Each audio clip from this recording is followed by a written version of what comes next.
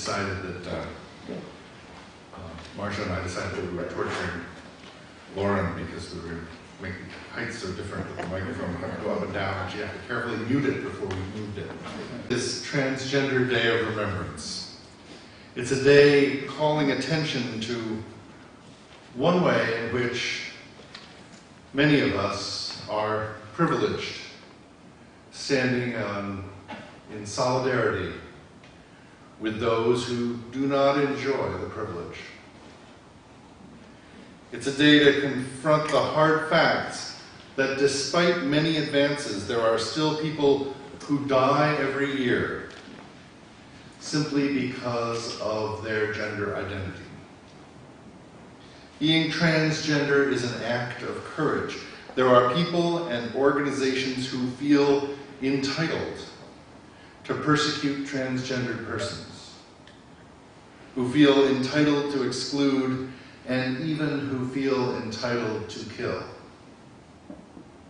Yesterday I went to an interfaith service at the Unitarian Universalist Church at Cherry Hill, a service which was run by Donna Renfro, who came and spoke here in August, I think it was. She is the intern minister there, and she and the trans community of that congregation and of the Cherry Hill community came together to create a special afternoon service. We sang songs, sat in silence, and read off 48 of the names of trans persons who had been murdered over the past 12 months. I think if we'd done them all, it would have been a very long day. I was given a short reading to share, and I'm going to take a moment and repeat it here today for you. And as we went through the list of those killed, we sometimes had full names of the victims and a graphic story of how they were murdered. But sometimes we only had a name, or even no name, a John Doe or a Jane Doe. And so I read, "May we name the details of each life, but if we do not know the details of these lives, and if we cannot learn the details of these lives, may we imagine and picture in our minds and hearts the details of lives of people who lived, loved, and enriched the world by their existence." So I want to thank Donna Renfro and the team in Cherry Hill for offering such a service. I was glad to be part of it. It offered me time to reflect on how society privileges me, but doesn't privilege others.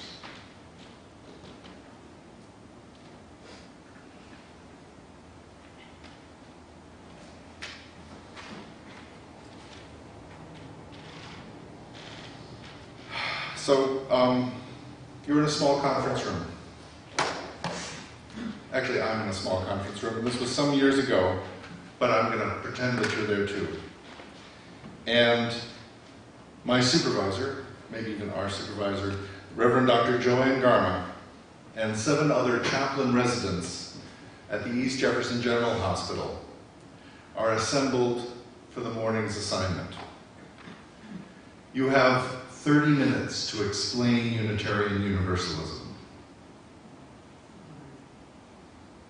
Not your personal beliefs, but Unitarian Universalism as it might be experienced by anyone coming into any hospital anywhere in the United States. Everybody ready? Now, I actually had a moment of relief when I heard this assignment that I didn't have to explain, for example, Transylvanian Unitarianism, or even British or Philippine or South Asian Unitarianism or Universalism, though they might have been more fun on an academic level. And it would be fairly unlikely for a Romanian traveler from Transylvania to end up in a hospital bed someplace in America where one of these 6 other chaplains happened to be assigned to take care of that room, and then the Southern Baptist chaplain guy would be saying, let's see now, what did Charlie say about Francis David in 1568? Oh my goodness, I don't remember. But I didn't have to do that. They just wanted to know what all the Unitarian Universalists in the United States believed.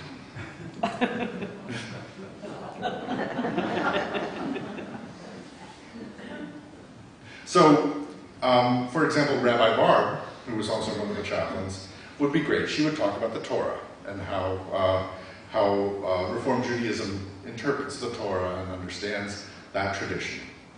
Father Rafi would explain, and in fact he did at great length, the structure of the Roman Catholic Church and the Nicene Creed and how the apostolic succession and all that business.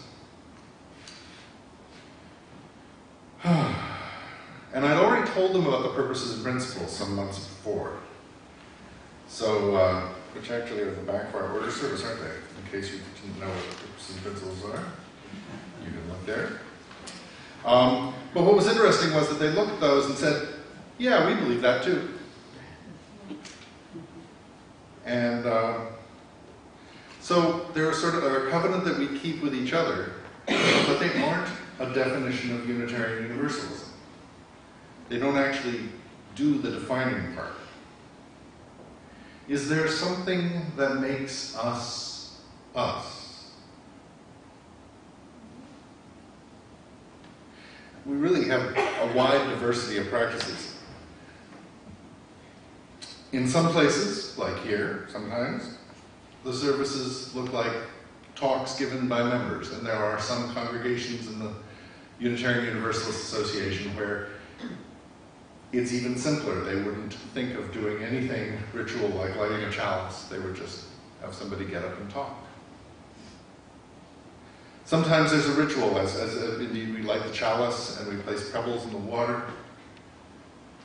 Sometimes we come together for work towards social change.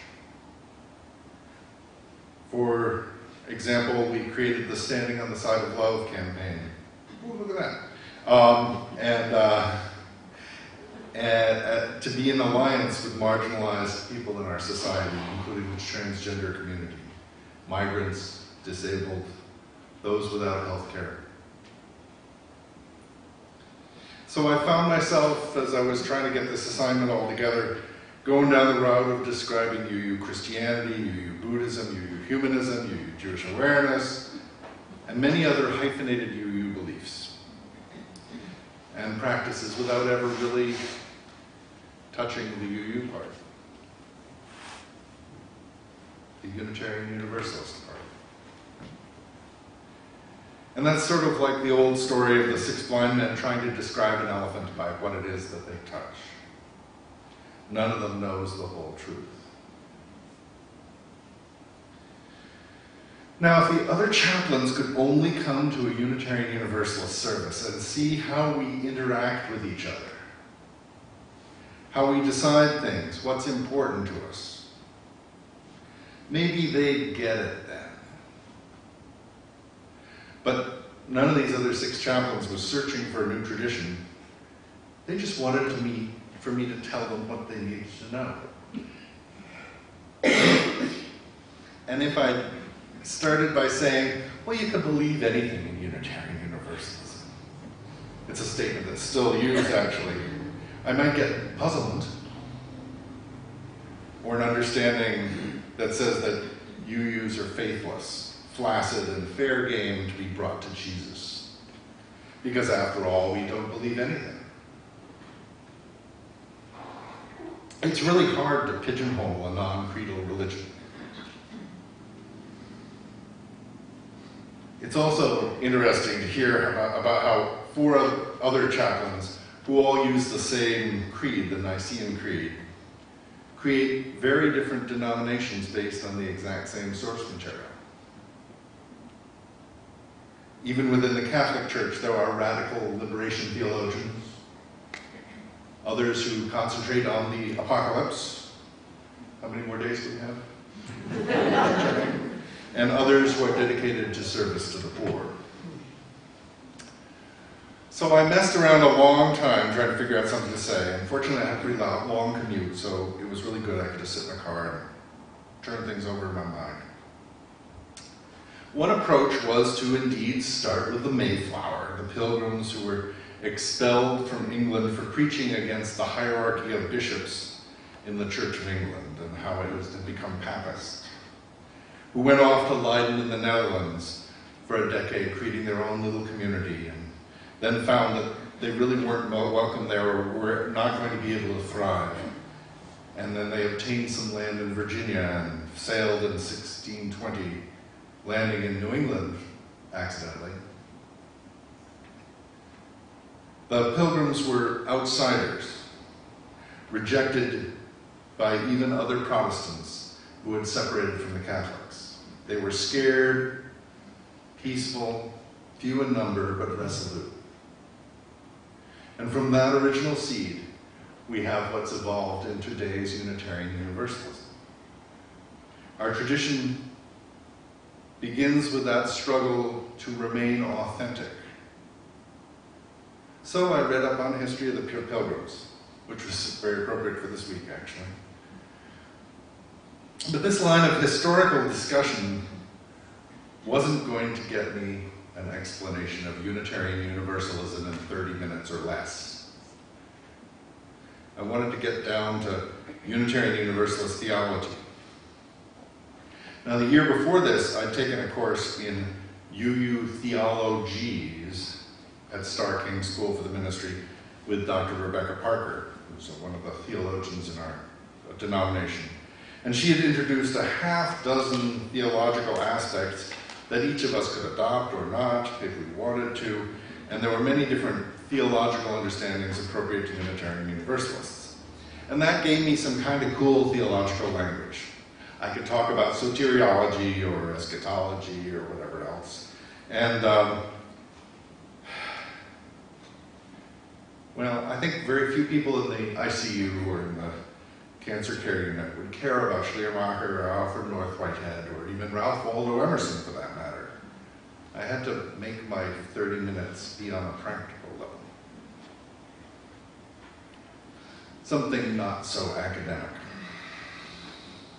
So I started to think about Unitarian Universalism as a sort of a smorgasbord, sort of like one of our potluck dinners, with UU paganism in a bowl next to a platter of UU social action, and in the center a big fountain of UU social humanism. And then I started looking at the smorgasbord and trying to figure out what it was that was in common with all these things. What was the essence of all these forms? If I divided the banquet in half, what was still the same for each half? And then divided into quarters, into 100 little pieces. What made any one of those pieces identifiable? What made any one of those pieces identifiable as Unitarian Universalism? And I came up with a theorem.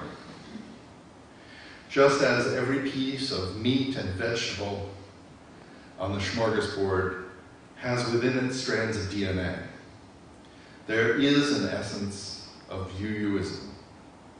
No matter which congregation, church, fellowship, or temple, actually places called temples, you walk into, whether it's an adult discussion group or children's story time.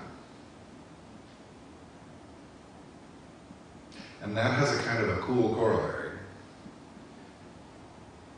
I could take anything Unitarian Universalist, and if I explain it through the lens of this DNA, the UU-ness of it would show through, and other chaplains would magically grasp the essence. So, I searched UUA.org website for something simple. And on the worship web portion of the website, I found a blessing that the Reverend Katie Stein Sather had delivered at a 4-H club dinner.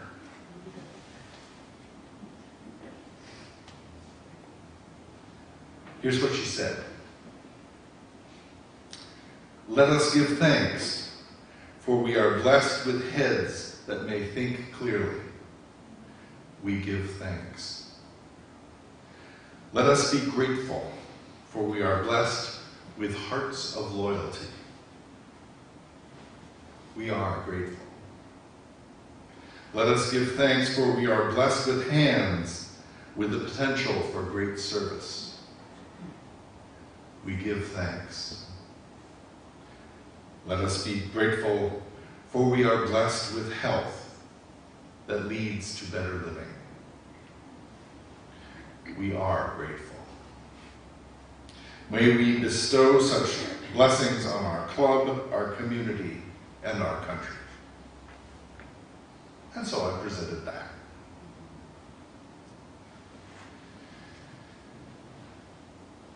But the other chaplains were kind of uneasy. They said, "Who are you thanking?"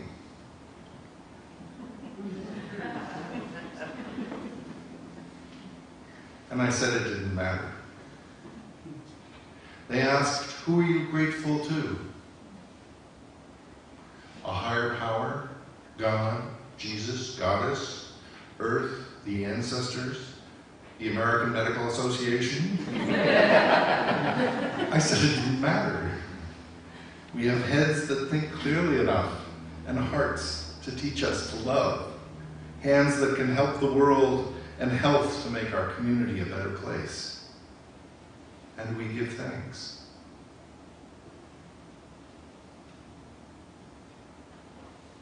It's a nice blessing because it has a reflection on blessings. And then it has a call in turn to bless. I'll read it again, just in case any of you weren't listening before. Let us give thanks, for we are blessed with heads that we may think clearly. We give thanks. Let us be grateful, for we are blessed with hearts of loyalty. We are grateful. Let us give thanks, for we are blessed with hands with the potential for great service. We give thanks. Let us be grateful, for we are blessed with health that leads to better living. We are grateful. May we bestow such blessings on our club, our community, and the world. And in my mind, I decided to compare it with some other prayers that I know. This blessing doesn't express fear, as in lead us not into temptation, or demands, as in deliver us from evil, or the ubiquitous bless America. It doesn't spend any time reciting God's past achievements, nor does it promise our firstborn children, or any other barter transaction. Only thanks and gratitude and blessings. Now, Reverend Katie Stein say there's 4-H dinner blessing isn't the only place I found Unitarian Universalist gratitude. It turns out, though I didn't know it at the time, there was an article in UU World by Reverend Galen Gingrich from All Souls, New York, who developed an entirely new theology based on gratitude.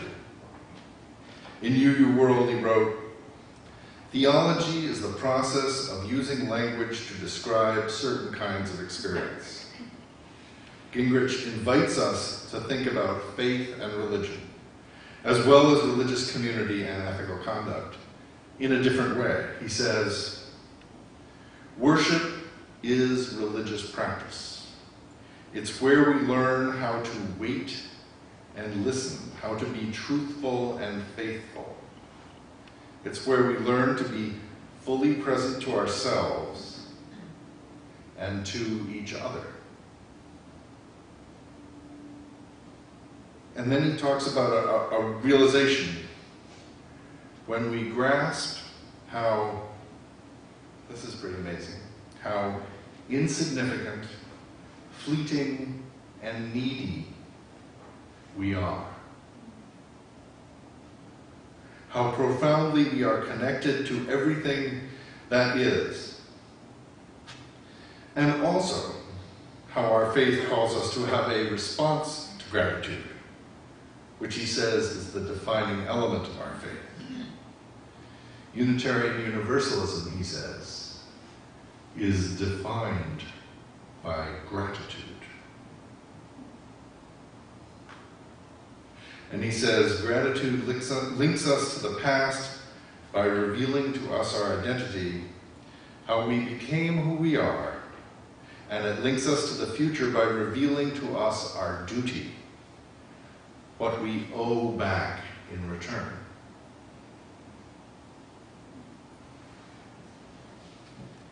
It requires a discipline of gratitude, he says, to constantly acknowledge our utter dependence upon the sources that make our lives possible. Community, what other sources? Food that we did not grow. Sewer systems we did not build. Electricity we never generated. And it demands an ethic of gratitude, working for a future in which all relationships among humans, as well as between humans and the physical world, are fair, constructive, and beautiful. Maybe some of you subscribe to that. I think it's pretty cool. Let's try it again. There's a discipline of gratitude and an ethic of gratitude.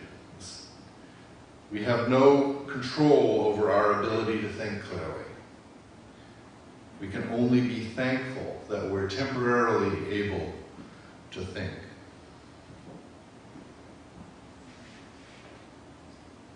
That we are able to feel loyalty, compassion, and love. That our bodies support us in our work. And we are healthy enough to go beyond our own needs. That's actually Reverend Sather's blessing as a set of, as written as a discipline of gratitude. So the 4-H blessing acknowledges all these advantages. They're not enjoyed by everyone in this world. And so it's grace of some sort, a blessing that we have not earned but have received, which has made us who we are. And indeed, some faiths acknowledge that blessing, but they see it as a confirmation of their exceptionalism, of their salvation. God gave us the power, they might say, so that we could show off and acquire more. So, the other half, the ethic of gratitude, is our call to bless the world. To pay thanks forward, as it were. When we receive a blessing from the world, to be an instrument of blessing to the world. Returning to the 4-H blessing, rather than spending our energies writing thank you notes to God, Sather calls us to be capable hands, wise minds, loving hearts in service to others.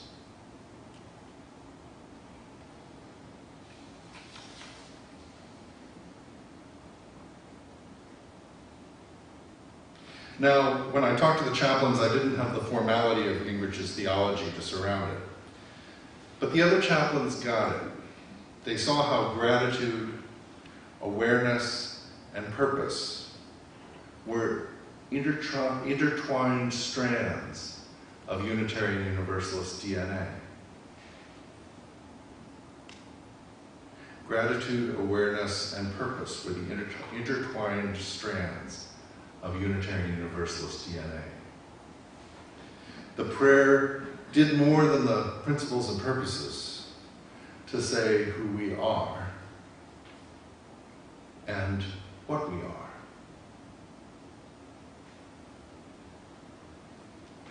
So, in the Gingrich theology, our worship services therefore have the purpose of calling to our attention what is of worth, to count our blessings, while also seeing where there's work to do.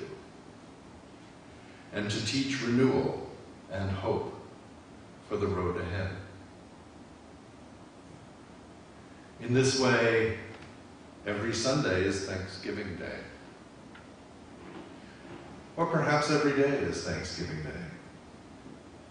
Or even every minute.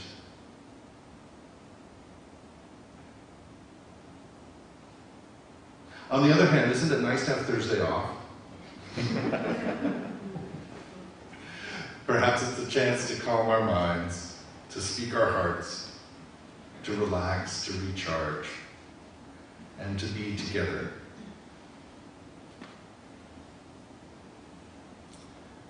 I bring us back to the present day and this room here, and end the sermon with a hope that your Thanksgiving celebration, whether small or grand, plentiful or simple, provide a moment of pause to recognize your good fortune and privileges, to bring awareness of occasions where others have given you more than you deserved or could reasonably expect. Moments of grace. And to renew in your heart the urge to service and the urge to create a world which is fair, constructive, and beautiful. As Dorothy Day wrote, "A pebble cast into a pond causes ripples that spread in all directions. Each one of our thoughts, words, and deeds is like that. No one has the right to sit down and feel hopeless. There's too much work to do." Amen.